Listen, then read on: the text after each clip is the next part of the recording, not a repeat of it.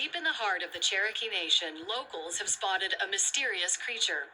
We tagged along as they tracked and collected evidence of the beast many know as Bigfoot.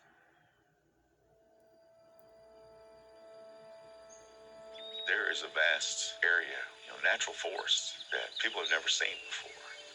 And our elders have told us that there were beings that lived in the woods.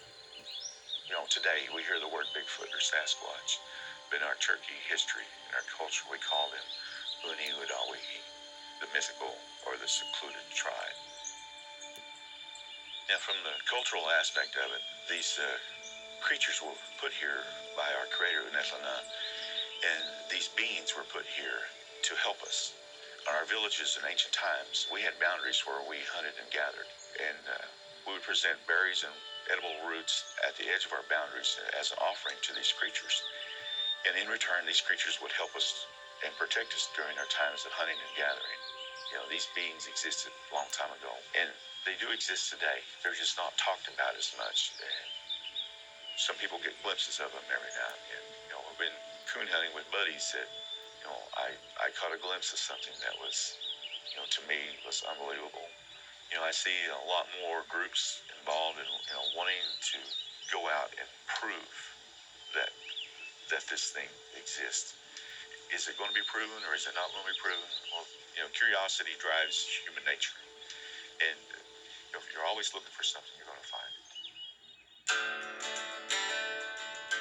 My entire life, I've been in the woods probably 4,000 times. And out of all those times, I've had 27 encounters with what I would truthfully say was a Bigfoot. It's become a part of our culture that these creatures coexist with us. I have other members of the Cherokee Nation come up to me and say, hey, I've seen one. My name is Darren Lee. I go by D.W. Lee. I'm the Executive Director for Mid-America Bigfoot Research Center. The MABRC is an international organization. We have 500 plus members. The goal of the MABRC is to actually accumulate as much information and evidence as we can. So when it is proved to science, I can say, okay, here's what I got. You either take it and use it, throw it away, whatever you want. But I've done my part. We believe Bigfoot is a large primate. They're all hairy. Got a big foot, more of an ape-like features to its face. It has above average intelligence. The ones in this area are about 7 to 8 feet tall. For the most part, they are shy, they are elusive, and as long as you don't corner one, they usually stay pretty at ease with you.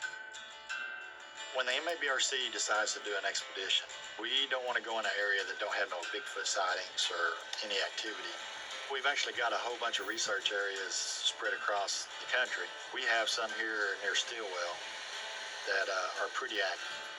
This area here, we've had a lot of encounters and sightings and stuff like that down through here.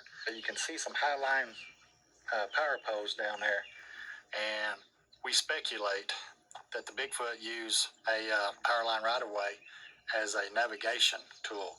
They just walk along it.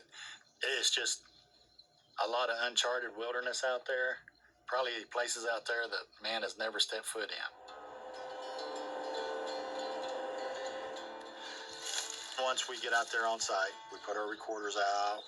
What we do is we have these little audio recorders, and we have these what we call drop boxes, and they're tubes that has bark glued on the outside of them, and we have a stick that we can hang it about 20 feet up in the air. What this does is it makes it unnoticeable. We use thermal cameras that are portable that we can take everywhere with us. We also use parabolic listening devices, which are big bowls with a microphone in the middle, and these take the sounds and focuses them on that microphone. We also use drones to fly over an area. A lot of times when we go out on expeditions, we'll have members do a vocalization.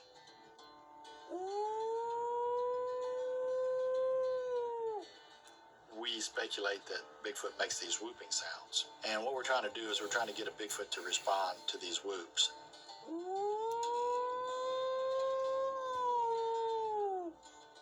The vocalizations that Randy's been doing, Even if we don't hear a response here, if there's one farther up in the valley, hopefully the recorders will pick it up. In most primates, the long calls are used as a food response. That food has been found, food is there, available. These vocalizations can mean different things. Hopefully Randy don't ever call in a love-struck Bigfoot. He'll be on his own.